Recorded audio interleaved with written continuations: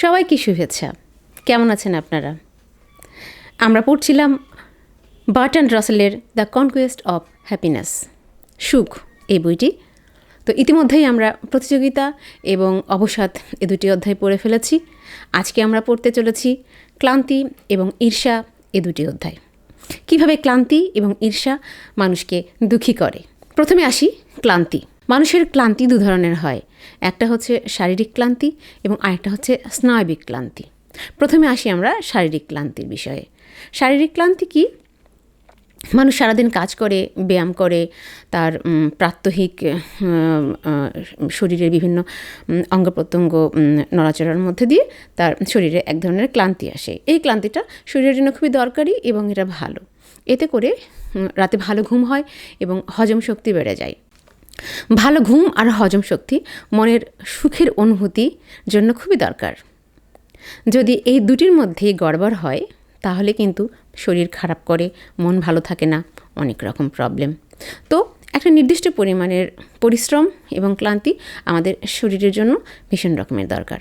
কিন্তু সেটা কথা না, আমরা যেটা বলতে চাচ্ছি সেটা হলো যে মাত্রাতিরিক্ত ক্লান্তি, এটা হলো আমাদের মানুষের জন্য অনেক ক্ষতিকর। একটা ছোট্ট গল্প বলি। আমরা এক বন্ধুর সাথে গ্রামে ঘুরছিলাম, তো সেখানে একজন কৃষক বধূর সাথে আমাদের গল্প হচ্ছিল। তো কৃষক বধূর বয়স আমাদের কাছে মনে হয়েছিল 40 বা 45-এর কাছাকাছি। তো সেজন্য আমরা তাকে খালা বলেই ডাকছিলাম। তো কথায় কথায় তার বিবাহ এবং তার জন্ম ইত্যাদি, তার বাবা মা ইত্যাদি এই বিষয়গুলো আলোচনায় উঠে আসার পরে আমরা অবাক হয়ে জানতে পারলাম যে উনি আমাদের চাইতে 10 বছরের ছোট। তো এই যে কৃষক বধূর বয়স এতটা কেন মনে হচ্ছে, তার কারণ তাদের হাড় ভাঙা পরিশ্রম। সকাল থেকে রাত্রিতে ঘুমোতে যাওয়ার আগ পর্যন্ত তারা যে কঠোর পরিশ্রমটা করে, এটা ধীরে ধীরে তাদের শরীরের একটা ভঙ্গুর অবস্থায় নিয়ে যায়। এবং আমরা দেখতে পাই যে এই বধূদের বা কঠোর পরিশ্রম করে যে সমস্ত শ্রমিকরা, তাদের শেষ বয়সে, তাদের বৃদ্ধ বয়সে বেশ অনেক রকমের অসুখ বিসুখে তারা ভোগে। তাদের হাড়ের প্রবলেম হয়, বিভিন্ন অনেক কিছুর ঘাটতি ফুটে ওঠে। তো মাত্রাতিরিক্ত পরিশ্রম অত্যাচারমূলক এবং সেটা শরীরের জন্য অসহনীয় হয়ে দাঁড়ায়। এবারে চলে আসি স্নায়বিক ক্লান্তিতে। রাসেলের কথা মতো সাধারণত অভিজাত শ্রেণীর লোকদের মধ্যে স্নায়বিক ক্লান্তি বেশি দেখা যায়। আজকের যুগে সবচাইতে মারাত্মক হলো স্নায়বিক ক্লান্তি। স্নায়বিক ক্লান্তির কিছু প্রধান কারণ হলো পরিবেশ দূষণ। তার মধ্যে প্রধান দূষণ হচ্ছে শব্দ দূষণ। যে সমস্ত মানুষ সারাদিন শব্দ দূষণের মধ্যে থাকে, কর্মক্ষেত্রে থাকতে হয়, বাধ্য হয়ে তারা থাকতে হয়, তাদের আচরণের মধ্যে কিছু অস্বাভাবিকতা লক্ষ্য করা যায়। যেমন তারা অনেক রুক্ষ হয়, খিটখিটে মেজাজের হয়, তাদের সহ্য ক্ষমতা কম হয়, তারা দুশ্চিন্তাগ্রস্ত থাকে সবসময়, রাতে তাদের ঘুম কম হয়।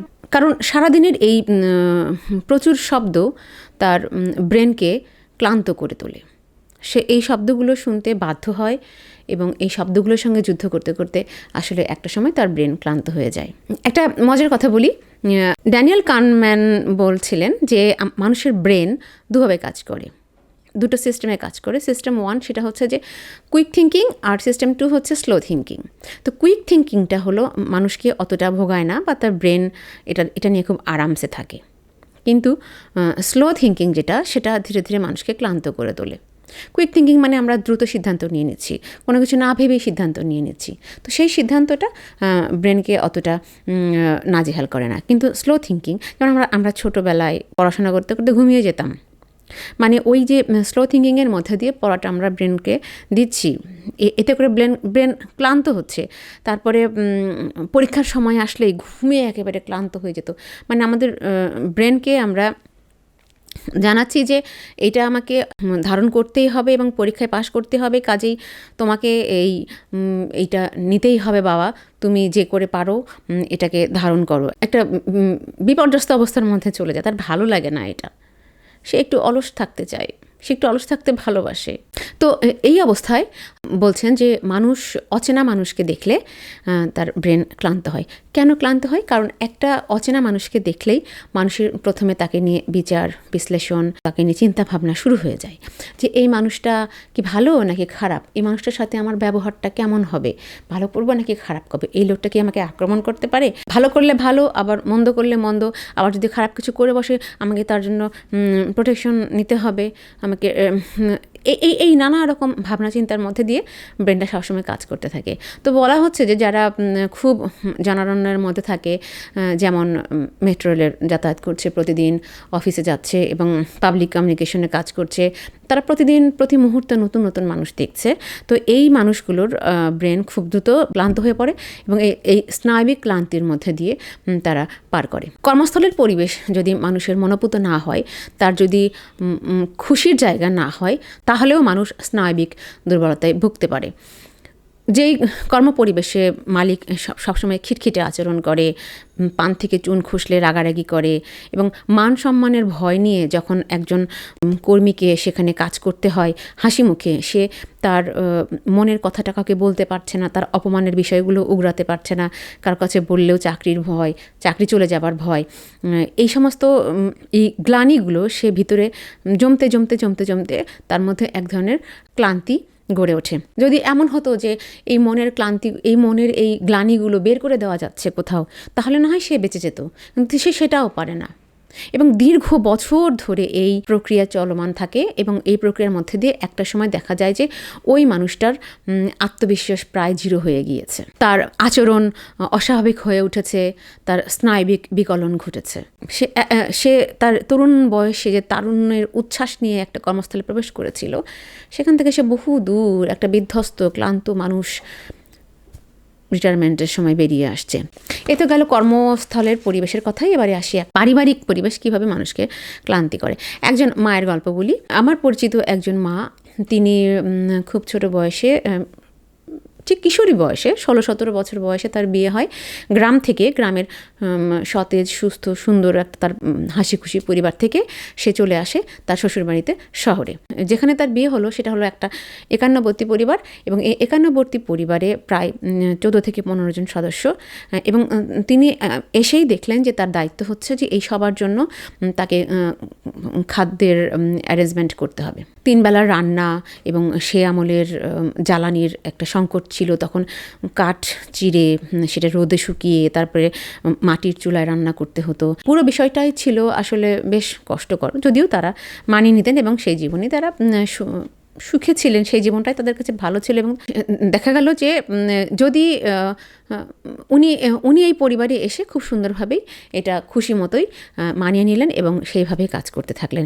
কিন্তু কখনো যদি দেখা যেত, মানুষ তো সবসময় আর সমান সার্ভিস দিতে পারে না, কিন্তু কখনো যদি দেখা যেত যে এই দায়িত্ব থেকে এতটুকু নড়চড় হলেই গৃহকর্তা চিৎকার চেঁচামেচি করছেন, হাঁড়িকুড়ি ছুঁড়ে ফেলছেন, ভাত তরকারির বাটি বুটি ছুঁড়ে মারছেন এবং পরিবারের অন্যান্য সদস্যদের মধ্যে একটা কুটনামোর একটা পরিবেশ সৃষ্টি হয়েছে, একটা ঝগড়ার সৃষ্টি হয়েছে, কান্নাকাটি হচ্ছে, এই যে একটা পরিবেশ সৃষ্টি হলো, এই পরিবেশটা শুধু একদিন না দুদিন না মাঝে মাঝেই তৈরি হতে লাগলো এবং এই পরিবেশটাই ওই মাকে ধীরে ধীরে একটা উদ্বেগ এবং ভয়ের অনুভূতির মধ্যে নিয়ে গেল। এখন 30 বছর 35 বছর এভাবেই সংসার জীবন আমরা সাধারণত কাটিয়ে থাকি, আমরা কোনো কিছু টেরই পাই না। আমরা একটা সময় যখন দেখা যায় যে ধীরে ধীরে একান্নবর্তী পরিবারগুলো ভেঙে যাচ্ছে, যে যার মতো সংসার গড়ে নিচ্ছে, সন্তানেরা চাকরি পেয়ে যাচ্ছে, হাজব্যান্ড রিটায়ার করছে, তখন কিন্তু ওই মহিলার দায়িত্বগুলো অনেক কমে এসেছে। 14 জনের জায়গা থেকে তার দায়িত্ব কমে এসে 4 জনে গিয়ে ঠেকেছে এবং অনেক সময় দেখা যায় যে এই 4 জনের দায়িত্বও তাকে নিতে হচ্ছে না, সে খুব সুন্দর মতো আরাম মতো রেস্ট করতে পারছে, তার মতো সে আপন মনে থাকতে পারছে। কিন্তু এখানে এসে যে মজাটা হলো, তিনি এই পরিবেশে এসে আর কিছুতেই ওই সুখে এবং আরামে থাকতে পারছেন না। তিনি একটা সময় ভাবতেন যে আমি কবে আমার জীবন থেকে এই এত কাজের বোঝা নেমে যাবে, আর কাজ করতে পারি না, সেদিন আমি খুব সুখী হব। কিন্তু দেখা গেল যে তার জীবনে সত্যিই যখন ওই সময়টা এলো, তিনি আর সুখী হতে পারছেন না। তিনি কল্পনায় নতুন নতুন উদ্বেগ এবং ভয়কে তৈরি করছেন। তিনি তার ওই ফেলে আসা উদ্বেগ, এই ৩৫ বছর ধরে যে উদ্বেগ তার মনের মধ্যে তৈরি হয়েছে, সেটার আলোকে তিনি এখনও চলছেন এবং সেই উদ্বেগকে তিনি কিছুতেই নিজের কাছ থেকে ঝেড়ে ফেলতে পারছেন না। কিছু উদাহরণ দেওয়া যাক। তার নাতি শুয়ে আছে, সারা রাত তারা গেম টেম খেলেছে, পরদিন দুপুর বেলা পর্যন্ত ঘুমোচ্ছে এবং তিনি ছুটে গিয়ে একটা উদ্বেগের মধ্যে দিয়ে তার পরিচারিকাকে বলছেন যে গিয়ে একটু দেখো তো যে ও কি মরে টরে গেল না তো, এতক্ষণ ধরে এইভাবে মরার মতো ঘুমাচ্ছে কেন, আর দরজা বন্ধ কেন, দরজা ভাঙো, কোনো সমস্যা হলো না তো। উদ্বেগ। বাড়ি থেকে কোনো সদস্য দূরবর্তী কোনো শহরে গেল, বাস জার্নি বা প্লেন জার্নি বা ট্রেন জার্নি, উনি সারাক্ষণ কী করবেন, বাসায় বসে বসে দুশ্চিন্তা করবেন এবং দোয়া দরুদ পড়বেন যেন উনি ঠিকঠাক মতো সেখানে পৌঁছে যায়। এবং ওনার একটা উদ্বেগ কাজই করছে যে যে কোনো মুহূর্তে ওরা অ্যাক্সিডেন্ট করবে এবং মারা যাবে। এরপরে তার আশেপাশে যদি কেউ ঝগড়াঝাটি করে বা পাগলামি করে, এক একজনের মনস্তাত্ত্বিক অবস্থা তো এক এক রকম থাকে, সবাই তো আর সবসময় স্বাভাবিক থাকে না। কেউ হয়তো খুব হইচই করছে, তখন উনি মিষ্টি হেসে মতামত দেবেন যে ওর ক্ষুধা লেগেছে, ওকে খেতে দাও, তাহলে ও ঠিক হয়ে যাবে। এই যে সারা জীবন অন্ন সংস্থানের ব্যাপারটার মধ্যে তিনি জড়িত ছিলেন এবং সেটাই তার মাথার মধ্যে ঘুরছে যে একটা মানুষ রাগারাগি করতে পারে শুধুমাত্র খাওয়ার জন্যই। দুশ্চিন্তায় তার ব্রেন আস্তে আস্তে ক্লান্ত হয়ে গেছে এবং এতটাই ক্লান্ত হয়ে গেছে যে রাতে আর ঘুম হয় না। আপনি যদি প্রচুর দুশ্চিন্তা করেন তাহলে আপনার ব্রেন এতটাই ক্লান্ত হবে যে ঘুমকেও সে আর চিনতে পারবে না, সে ঘুমকেও সরিয়ে দেবে। কারণ আপনি রাতের পর রাত দুশ্চিন্তাকে সাথী করে ঘুমোতে গেছেন, ঘুমকে সরিয়ে দিয়েছেন, দুশ্চিন্তাকে সাথী করেছেন। তো দুশ্চিন্তাকেই ব্রেন চিনে নিয়েছে, ব্রেন তখন আর ঘুমকে চিনতে পারছে না, যার কারণে আপনার আর ঘুম হচ্ছে না। যেমন ওই মায়ের কথাই বলি, তিনি ঘুমের মধ্যেও চমকে উঠতেন, চমকে উঠে তিনি কাজ করতে চলে যেতেন। কেন? তার কাছে মনে হতো যে কাজ না করলে তাকে বকা খেতে হবে, কাজ না করলে তাকে একটা গ্লানির মধ্যে দিয়ে যেতে হবে। তিনি ঘুমোতেও ভয় পেতেন এবং এই শেষ বয়সে এসেও তিনি সর্বক্ষণ শুধু কাজ করেন। এই যে শুধুমাত্র কাজ করেন, তিনি মাঝে মাঝে বলেন যে আচ্ছা আমার সমস্যাটা কী, আমি কাজ ছাড়া থাকতে পারি না কেন, সবসময় কেন আমি কাজ করি, আমার তো এই সমস্ত কাজ করার দরকার নেই। উনি ওটা বুঝতে পারছেন না যে তিনি একটা উদ্বেগ এবং উৎকণ্ঠাকে এবং একটা ভয়টাকে পুঁজি করেছেন তার মনের মধ্যে। তার এই ক্লান্ত ব্রেন ওই কাজের মধ্যে দিয়েই সেই সমাধানটা খুঁজছে এবং একটা পর্যায়ে দেখা গেল যে তিনি অনেক কিছু ভুলে যাচ্ছেন, বাড়ির বাইরে চলে যাচ্ছেন এবং সেখান থেকে বাড়িতে ফিরতে পারছেন না, তিনি পথ চিনতে পারছেন না। সবচেয়ে বড় কথা, তার চেনা পৃথিবীগুলো অচেনা হয়ে যাচ্ছে।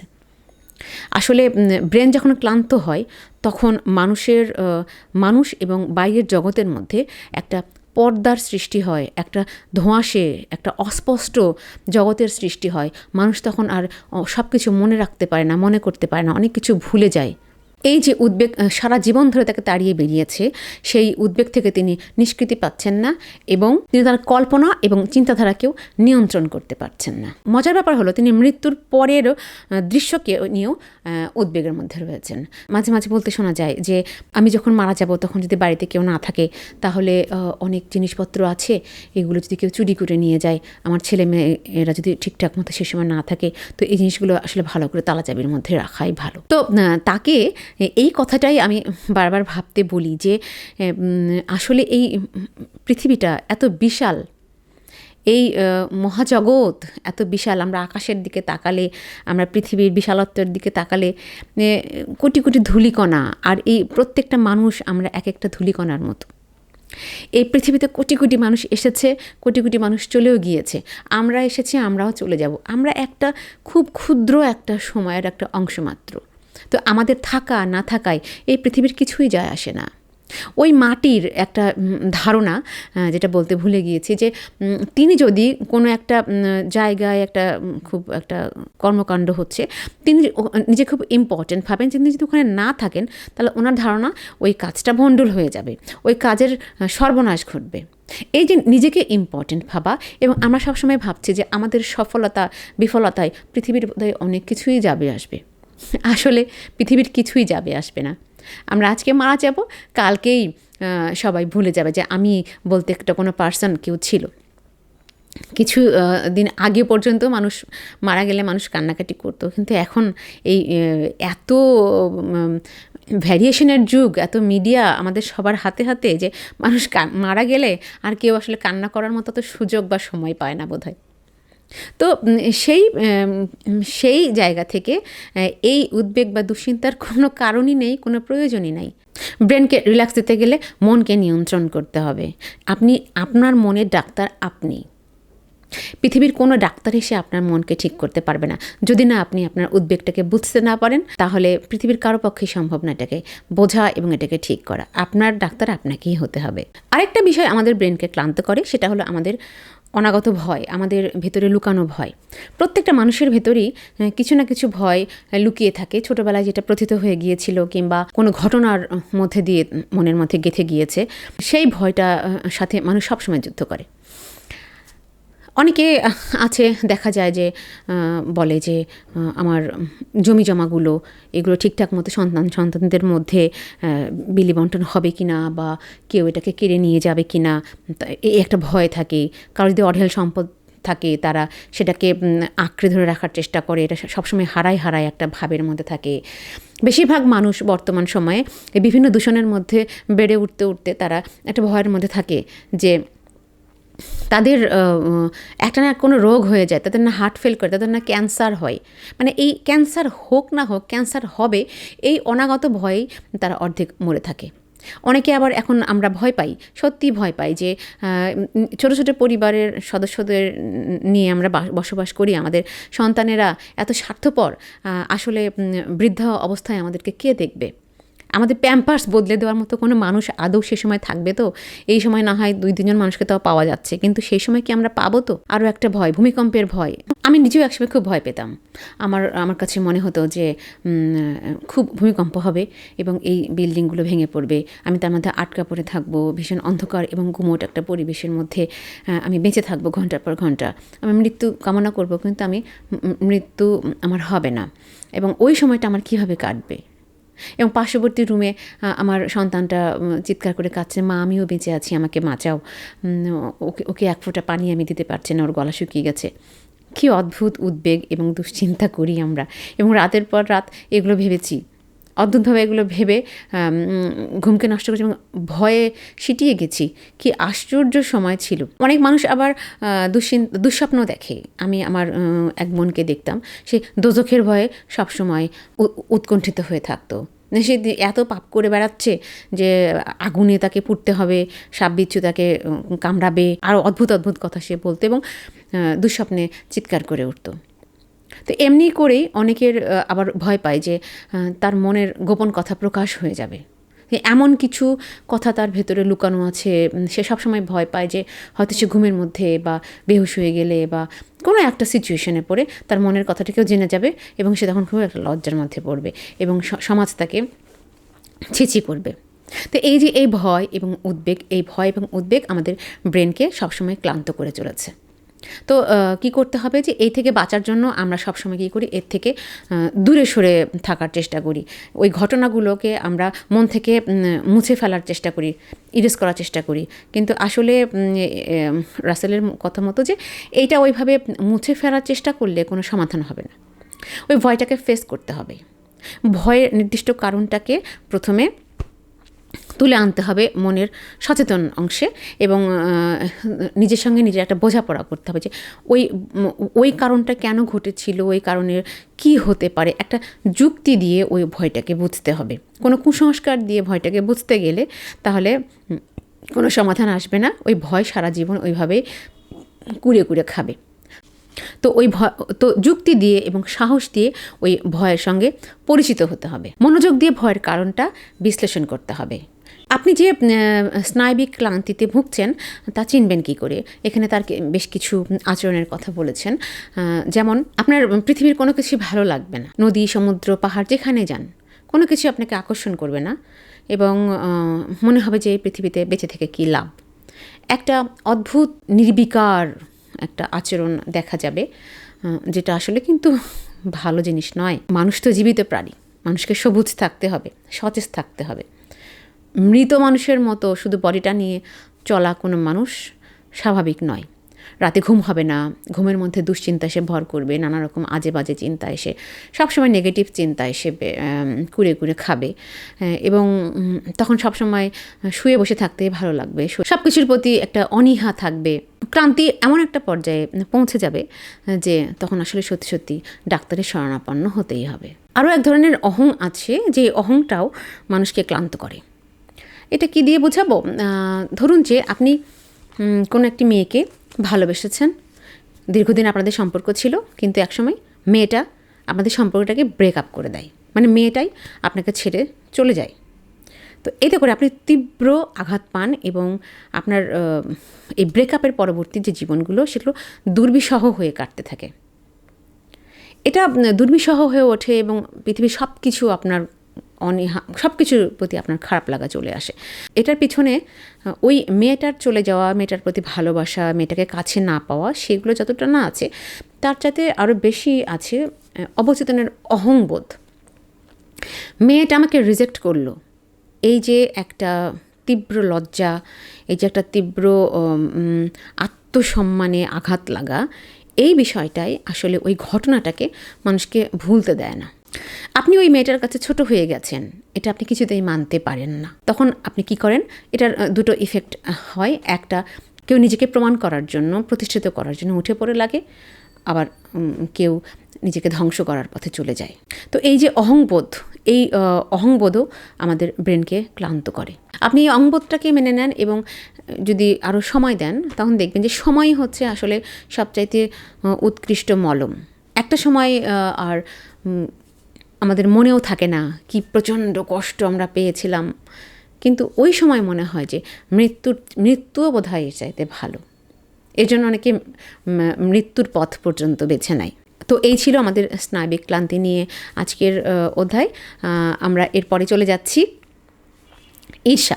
আপনি কখনো বড় বড় গাছের সঙ্গে জড়িয়ে থাকা পরগাছা দেখেছেন? পরগাছাগুলো কিন্তু খুব সতেজ হয়। এগুলো ওই গাছটাকে জড়িয়ে জড়িয়ে এমনভাবে বেড়ে ওঠে যে গাছের মগডাল পর্যন্ত পৌঁছে যায়, এমনকি তার শেকড়ের মধ্যে পর্যন্ত পৌঁছে যায় এবং গাছের অন্তঃসার থেকে তারা রস টেনে তুলে নিয়ে নিজেকে তাগড়া করে ফেলে। তো আমাদের প্রত্যেকটা মানুষের মনকে জড়িয়ে রেখেছে এভাবে যে বিষয়টি, সেটার নাম হচ্ছে ঈর্ষা। ঘরে ঘরে সম্পর্কগুলির মধ্যে ঈর্ষা পরিলক্ষিত হয়। যে ঈর্ষা করে সে শুধু ঈর্ষাই করে না, সে অন্যের যার ঈর্ষা করছে তার অমঙ্গল প্রার্থনাও করে। যে ঈর্ষা করছে সে শুধুমাত্র ঈর্ষাই করে না, সে আড়াল থেকে তার ক্ষতিও করার চেষ্টা করে এবং এই প্রক্রিয়ার মধ্যে দিয়ে সে একটা অসুখী জীবনযাপন করে। সে সবসময় মনে মনে যন্ত্রণায় দগ্ধ হতে থাকে, নেগেটিভ চিন্তায় সে আক্রান্ত হয়ে থাকে এবং তাদের চোখে মুখে সেই অসুখী জীবনের একটা ছাপ দেখা যায়। একটা ঈর্ষাকাতর মানুষের মুখের দিকে তাকালে দেখা যাবে যে সেখানে প্রশান্তির যে একটা আমেজ, যে প্রশান্তির একটা সৌন্দর্য, সেটা দেখা যায় না। সেখানে কুটিলতায় ভরা একটা মানুষ চোখে পড়ে।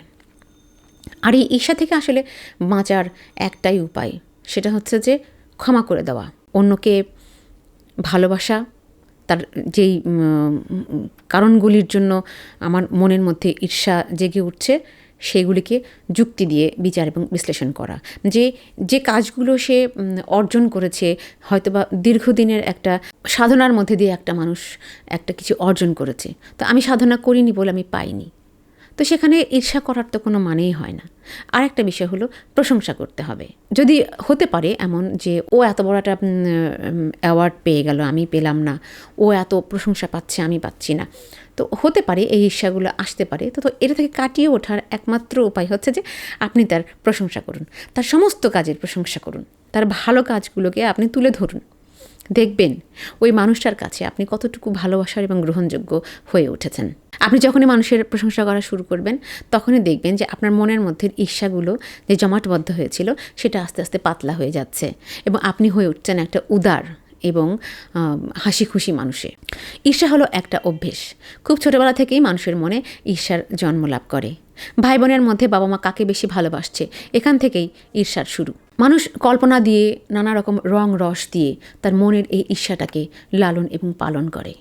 মনের মধ্যে ঈর্ষার চাষবাস করে। সবসময় সে শুধু ওইটাই ভাবতে চায় এবং ওই কল্পনাটা অন্যের ওই নেগেটিভ ক্ষতি হচ্ছে, তার অমঙ্গল হচ্ছে, ওই কল্পনা করতে তার ভালো লাগে। কিন্তু আসলে এতে করে তারই মানসিক স্বাস্থ্যের ক্ষতি হয়। আর সেই মানুষটা সবার মধ্যে থেকে আলাদা হয়ে দেখা দেয়। সবার কাছেই সে সমালোচনার পাত্র এবং ঘৃণার পাত্র হিসেবে পরিচিত হয়ে ওঠে। তার আচার আচরণ এমনভাবে প্রকাশ পায় তখন যে সে যা বলে তার সেই বক্তব্যই সেটাই রাইট, এটাকেই সে প্রতিষ্ঠিত করতে উঠে পড়ে লাগে। এখানে যদি অন্য কারো মতামত সে চেষ্টা করে তারপর চাপিয়ে দেওয়ার, সে একেবারে সরাসরি তার শত্রু হয়ে যায়। তো একজন ঈর্ষান্বিত ব্যক্তিকে চেনার বড় উপায় হচ্ছে সবসময় সে তার মতামতকে সবার উপরে প্রতিষ্ঠিত করতে চাইবে। ছোটোবেলায় যদি কোনো সন্তানের প্রতি তার বাবা মায়ের অবহেলার প্রকাশ হয় বা কেয়ারিং কম হয় অন্যান্য সন্তানের তুলনায়, তাহলে সেই সন্তানটা একটু ভিন্ন রকমভাবে বেড়ে ওঠে। সে তার ওই বাবা মাকে তো ঈর্ষা করেই, সে তার ওই ভাই বোনকেও ঈর্ষা করে এবং এমনকি সে যদি তার কোনো বন্ধু বান্ধবকে দেখে যে তাদের বাবা মা তাদেরকে অনেক ভালোবাসে, সে তখন তাদের ওই বন্ধু বান্ধবের বাবা মা এবং ওই বন্ধু বান্ধবদেরকেও সে ঈর্ষা করে যে ওরা এত ভালোবাসা পায় যেটা আমি পাইনি, ওদের মা ওদেরকে এত ভালোবেসেছে কিন্তু আমার মা আমার দিকে একটু কম তাকিয়েছে, আমার বড় ভাইয়ের দিকে যতটুকু ভালো করে তাকিয়েছে আমার দিকে কম তাকিয়েছে, আমাকে খাইয়েছে পরিয়েছে কিন্তু সেখানে অনুভূতি কম ছিল।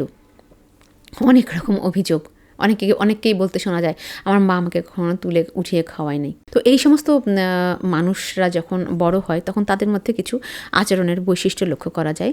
যেমন যেটা প্রথমে বললাম যে সে তাদের যুক্তিকে এবং মতামতকে সবচেয়ে শ্রেষ্ঠ বলে প্রতিষ্ঠা করার চেষ্টা করবে। এরা বাবা মায়ের সাথে প্রচণ্ড খারাপ আচরণ করে, খুব খারাপ ব্যবহার করে।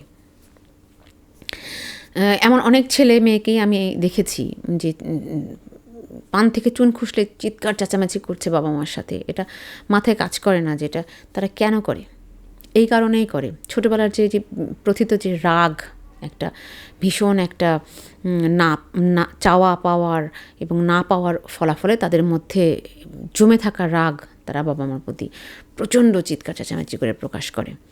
এদের বন্ধুভাগ্য অনেকের খুব ভালো হয়, তাদের প্রচুর বন্ধুবান্ধব হতে পারে, কিন্তু একটা সময় এই বন্ধুবান্ধবরা তাদেরকে ছেড়ে চলে যায়। কারণ তাদের মধ্যে এমন কিছু মতামত, এমন কিছু আচার আচরণ লক্ষ্য করা যায় যেগুলো আসলে যখন বন্ধুরা টের পায় যে ঈর্ষাকাতর এই মানুষটা, তখন আসলে বন্ধুরা তাকে অ্যাভয়েড করার চেষ্টা করে। আরও একটা বৈশিষ্ট্য দেখা যাবে যে এরা খুব আনন্দঘন পরিবেশকে সহ্য করতে পারে না। দেখা গেল কোনো একটা জমজমাট পার্টি হচ্ছে, সেখানে সবাই আনন্দ করছে, খাওয়া দাওয়া করছে, এমন একটা ছোট্ট ইস্যু নিয়ে এমন চিৎকার চেঁচামেচি করবে এবং মুহূর্তের মধ্যে ওই পরিবেশটাকে নরকে পরিণত করে দেবে। সবার মুখের হাসি চলে যাবে, সবাই হতভম্ব হয়ে চিন্তা করবে যে এই পরিবেশ থেকে এখন পালাই। ওই যে ছোটোবেলায় আমরা কিছু ডান পিঠে ছেলেকে দেখতাম না, ধরুন যে আপনারা 5-6 জন মিলে চড়ুইভাতি খেলছেন, তো হঠাৎ করে কোথাও থেকে একজন ডান পিঠে দৌড়ে এলো এবং লাথি দিয়ে হাড়ি কুড়ি সব ভেঙে চুরে গুড়িয়ে দিয়ে আবার বাতাসের মতো কোথায় যেন পালিয়ে গেল, হারিয়ে গেল, তাকে আর পাওয়া গেল না। তো এইখানে মনস্তাত্ত্বিক হচ্ছে যে ওই ছেলেটি সে ভীষণ করে চাইছে যে ওদের সাথে যদি সেও খেলতে পারতো, ওদের সঙ্গে যদি সেও একাত্ম হতে পারতো, কিন্তু আসলে যে পারছে না। তার এখানে অহং আছে, তার এখানে ঈর্ষা আছে, যার কারণে সে এই পরিবেশটাকে সহ্য করতে পারছে না, সেখানে একাত্ম হতে পারছে না। মাঝখান থেকে সে কী করলো, এটাকে তছনছ করে দিয়ে ভেঙে চুরে দিয়ে সে চলে গেল যে আমি পাবো না, তোমরাও পাবে না। আর এরা অন্যের সঙ্গে নিজের তুলনা করবে। এই হাজব্যান্ড ওয়াইফের মধ্যে এই বিষয়গুলো নিয়ে খুব ঝগড়াঝাটি হতে দেখা যায়। খুবই কমন কিছু বিষয়। হাজব্যান্ড হয়তো বলছেন যে মনে মনে বলছেন যে আমার বউয়ের চেয়ে আমার ছোটোবেলায় ফেলে আসা সেই বান্ধবীটা অনেক সুন্দর ছিল, আমি জীবনে ভুল করেছি। আবার কোনো ওয়াইফ বলতে পারে, এটা তো ওপেন ঝগড়াতে বলেই দেয় যে বিয়ের আগে আমার কত ভালো ভালো বিয়ে এসছে জানো, আমার পাইলট, ইঞ্জিনিয়ার, ডাক্তার, আমি তো ভুল করেছি। আমি যদি সে সময় বাবার কথায় রাজি হতাম তাহলে আজকে আমার আর কপালে তো দুঃখ সহ্য করতে হতো না। তো এই যে একটা তুলনা, সবসময় মনের মধ্যে একটা তুলনা রাখে তারা, যার কারণে তারা কখনো সুখী হতে পারে না। আমরা ইদানিং খুব ভিডিও এবং রিলে দেখতে পাই যে মুকেশ আম্বানির পরিবারের অনেক চাকচিক্যময় ভিডিও, বিয়ের জৌলুসতা, তাদের আভিজাত্য, তাদের রাজপ্রাসাদ, হিরে মণি মাণিক্য দিয়ে গাঁথা তাদের পোশাক, আমরা খুব নিবিষ্ট হয়ে সেগুলো দেখতে ভালোবাসি, দেখতে আমাদের খুবই ভালো লাগে। এই কথা কিন্তু মিথ্যে নয়, সবাই দেখি আমরা। আবার পরক্ষণেই যখনই এরকম কিছু নেগেটিভ খবর আসে যে আম্বানির ছেলেটা ভীষণ মোটা এবং ওর অনেক অসুখ বিসুখ আছে, ও ঠিকঠাক মতো কোনো কিছু খেতে পারে না, ডাক্তারের নিষেধ আছে। আহারে, এত বড় একটা মানুষ, এত বড় লোক, পৃথিবী তার হাতের মুঠোয়, আর ছেলেটা কিছু খাইতে পারে না। আপনি একটা প্রশান্তি পেলেন মনে মনে, একটা খুবই শান্তি হলো আপনার। তো এর নাম শান্তি না, এর নাম হলো ঈর্ষা। আজ থেকে 20-30 বছর আগেও আমার মনে হয় চারপাশে আমরা এত ঈর্ষার চাষবাস দেখিনি বর্তমানে যতটা দেখছি। আমি বলছি অ্যাকচুয়ালি মিডিয়ার কথা। আমাদের বর্তমান মিডিয়াতে যে ব্যাপক ঈর্ষার চাষবাস শুরু হয়েছে, এটা কবে থামবে, কিভাবে থামবে আমার জানা নেই। এটা কি কেউ জানেন? আসলে প্রচার মাধ্যমের প্রসারতায় ঈর্ষা হয়ে উঠেছে বর্তমান সময়ে মানুষের অর্থ উপার্জন করার একটা উপায়। নানা রকম প্রযুক্তি ব্যবহার করে মানুষের মধ্যে ঈর্ষাকে উস্কে দেওয়া হচ্ছে। রাজনীতির ক্ষেত্রে সবচেয়ে বেশি ব্যবহৃত হচ্ছে ঈর্ষা। ইউটিউব, ফেসবুক, টুইটার, ইনস্টাগ্রাম এগুলো ব্যবহার করে ঈর্ষাকে পুঁজি করে মানুষকে উস্কে দেওয়া হচ্ছে এক দল আরেক দলের বিরুদ্ধে। আর এভাবে মানুষ আয় করছে কোটি কোটি টাকা। ঘন্টার পর ঘন্টা ভিডিও তৈরি করছে বিদ্বেষপূর্ণ, হিংসায় ভরা বক্তব্য দিয়ে, এবং সেই সমস্ত বক্তব্য সাধারণ জনগণ ঘন্টার পর ঘন্টা তারা শুনছে এবং একটা নেগেটিভ চিন্তাভাবনায় আক্রান্ত হয়ে পড়ছে। ধর্মকে ব্যবহার করেও ঈর্ষা ছড়াচ্ছেন কেউ কেউ। উপরমহল থেকে ঈর্ষার বাতাস ছাড়া হয়, আর তাতে আক্রান্ত হয় সাধারণ গরিব এই মানুষগুলো। একজন আরেকজনকে আক্রমণ করে। দুইজন অসুখী হতবিহ্বল মানুষ অযথা লড়াই করে। এই হতাশাময় পথ থেকে বেরিয়ে আসা দরকার। হৃদয়কে প্রসারিত করা দরকার। মনকে প্রসারিত করুন, ভালোবাসুন। ভালোবাসাতেই মুক্তি, ঈর্ষাতে ধ্বংস। কার? আপনার নিজেরই। আপনি যাকে ঈর্ষা করছেন তার কিছুই যায় আসে না। আপনিই ক্ষয়ে যাচ্ছেন, আপনি অসুখী হচ্ছেন। এতক্ষণ সাথে থাকার জন্য আপনাদের সবাইকে ধন্যবাদ।